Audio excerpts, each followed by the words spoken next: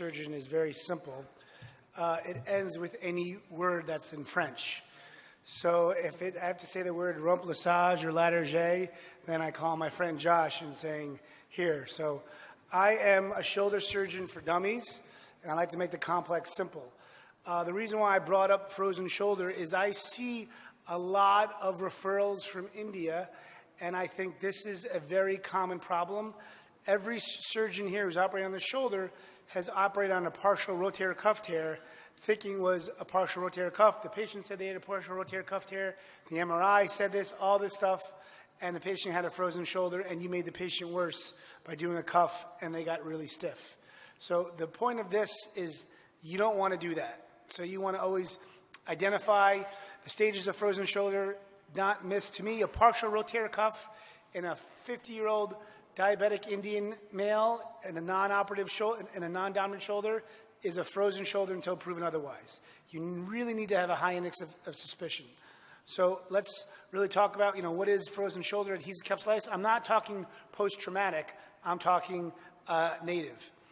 And it's a swelling and thickening of the synovial membrane, and it really causes pain and loss of motion. Sometimes it's rip-roaringly obvious, and sometimes it's not, especially in that partial rotator cuff patient that has an MRI that has decent motion but more of a painful shoulder. Really, your history should really be important here, understanding the age, understanding the association with thyroid disease and diabetes, as well as autoimmune disorders, and also non-dominant arm and women. All this stuff, you've seen this patient many times, and you really don't want to miss them. It's pain in their shoulder. They have difficulty with motion. Eventually, with benign neglect, they will get better, but this is considered one of the most painful conditions in orthopedics. Here it is the kind of stages of frozen shoulder. Obviously, it's that painful stage where you really lose motion. Then you get kind of in that frozen stage, which, if you think of synovitis, which is kind of red, it's a synovitis is slowly burning out. Then you have that thawing stage where they slowly get their motion back and their degree of synovitis slowly comes down.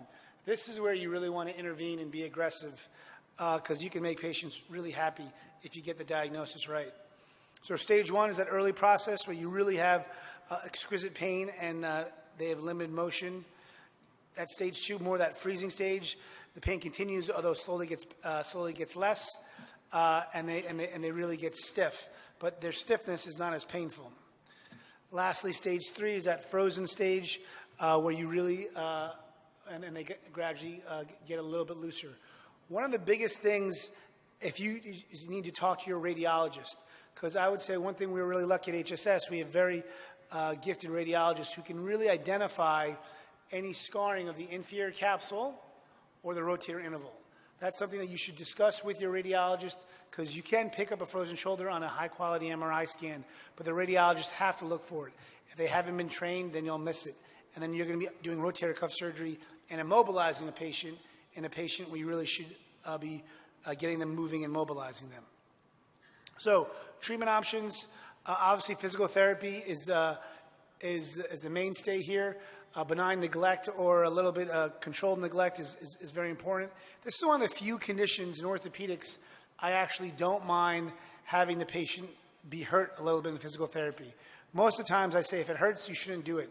But if you know it's a frozen shoulder, you got to have a therapist push them a little bit. I have a very low threshold to be very aggressive with an anti-inflammatory, and I have a very low threshold to be very aggressive with an intra-articular injection. I always say cortisone is like whiskey. It's not good for you, but it works.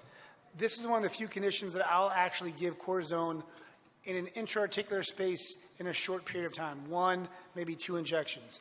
In a hip, in a knee, I'm very cautious now to give cortisone in a weight-bearing joint. But the shoulder, and for frozen shoulder, you can really cure this problem with appropriate anti-inflammatory.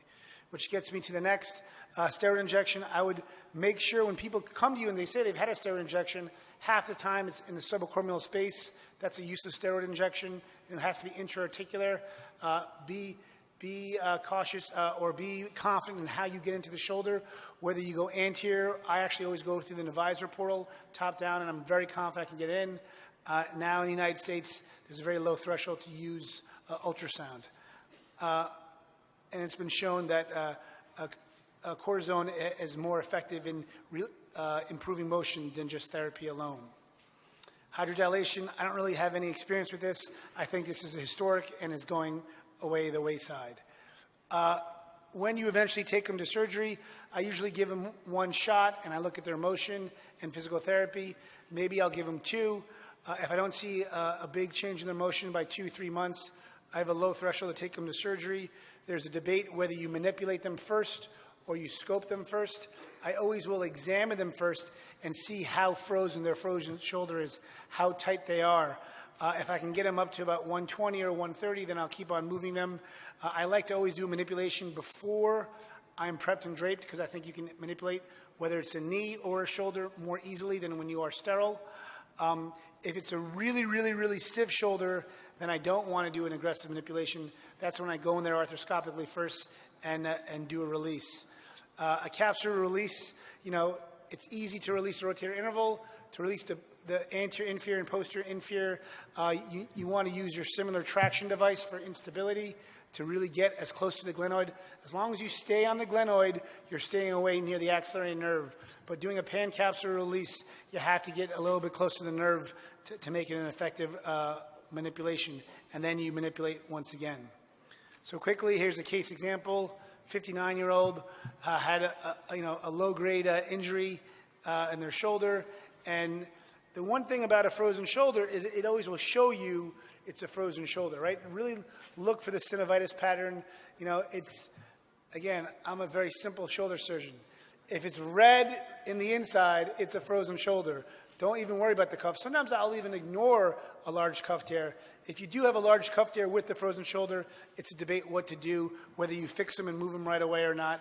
We can talk about that in the question and answer session. And then after I do the release the interval and around the capsule, then I'll remanipulate them again. Thank you very much.